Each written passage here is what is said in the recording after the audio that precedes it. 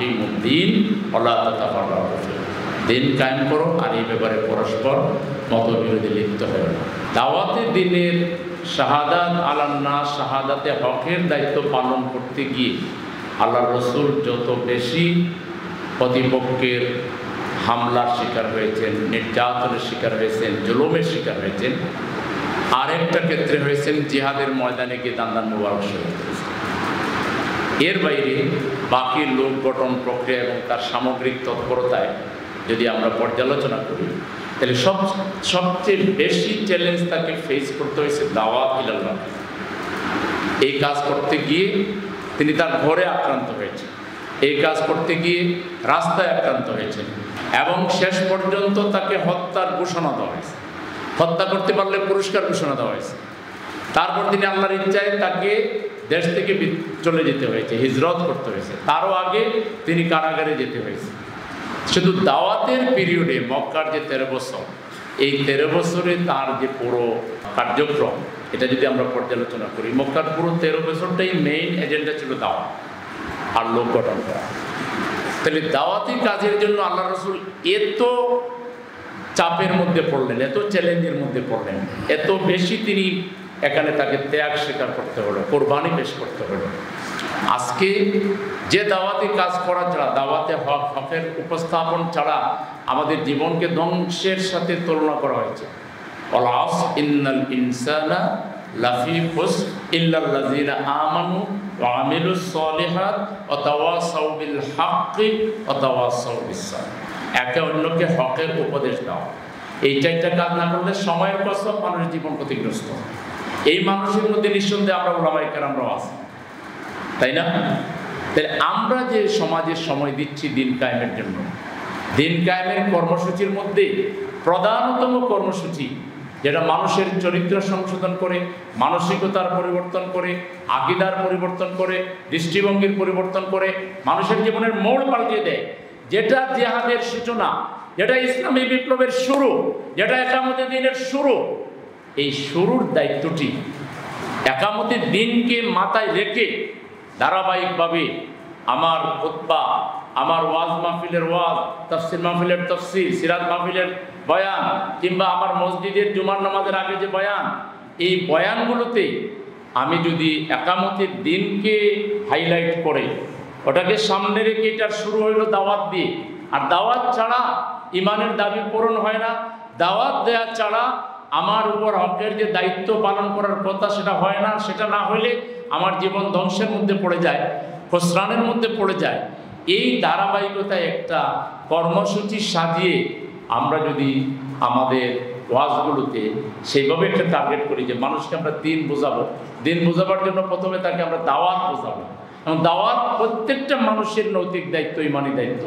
এটা পালন না করলে সে ধ্বংস হয়ে যাবে, আল্লাহ বলতেছেন।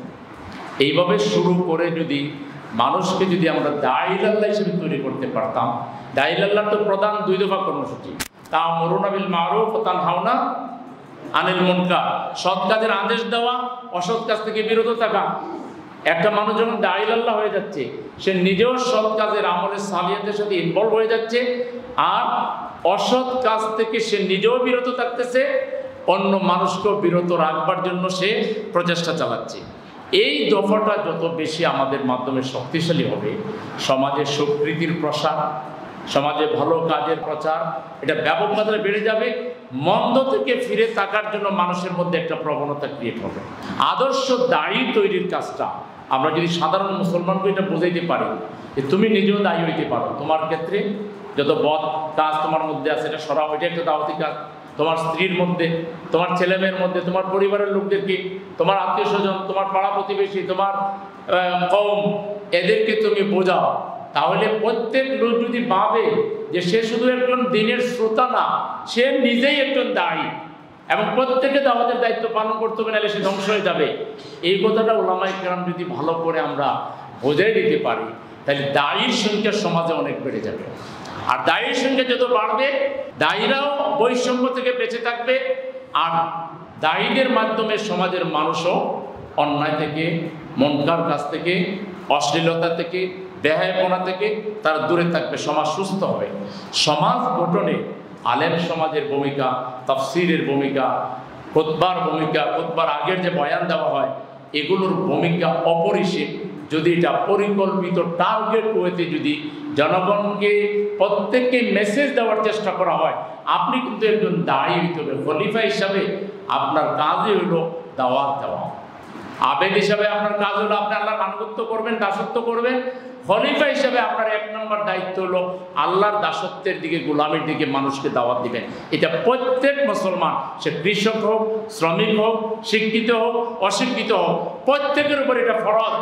এজন্য আদর্শ দায়ী তৈরির একটা কর্মসূচি আমি আমার মহানগরী উত্তরের মুফাসসিরিন ভাইদেরকে অনুরোধ করব যে আপনারা দয়া করে এটা একটু মাথায় নেন। 2 নম্বর হলো ইন্নাল্লাহ ইয়ামুরু বিল আদলি ওয়াল ইহসান।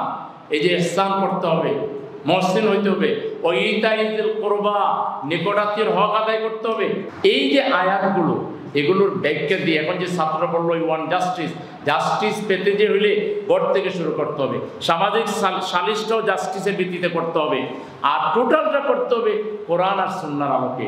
কোরআন সুন্নাহর বাইরে জাস্টিস নাই, দুনিয়ার কেউ দিতে পারে নাই।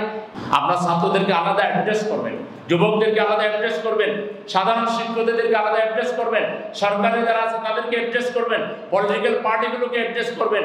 সবাইকে বলবেন আপনারা জাস্টিসের স্লোগান দিয়েছেন, জাস্টিস যদি পেতে চান তাহলে কোরআনের দিকে আসেন, রাসূলের সুন্নাহর দিকে আসেন। একামতের দিন দরকার, জাস্টিস একামতের দিন ছাড়া হবে না। এইটা এই মাত্র কয়েক মাসের ভিতরে বাংলাদেশের 18 কোটি মানুষকে বোঝাবার দায়িত্ব আলেম সমাজকে নিতে হবে। আপনারা সেই বলিষ্ঠ দায়িত্বটুকু, সেই ঐতিহাসিক দায়িত্বটুকু পালন করার ক্ষেত্রে আপনারা আগাই আসবেন। চরিত্র গঠনে কার্যকর পরিকল্পনা, রূপরেখা, কর্মসূচি আপনারা আলেম সমাজ কোরআনের ভিত্তিতে, হাদিসের ভিত্তিতে মানুষের সামনে তুলে ধরবেন। এইভাবে যদি আমরা কাজ করি তাহলে বাংলাদেশে খুব তাড়াতাড়ি আমরা সব ফেরকা, সব ফিতনা, সব ধরনের দ্বিধা দ্বন্দ্বকে ঝেড়ে মুছে এই জাতিকে ওয়াতাসিমু বিহাবলিল্লাহি জামিআন ভিত্তিতে আমরা ঐক্যবদ্ধ করে ফেলতে পারবো ইনশাআল্লাহ।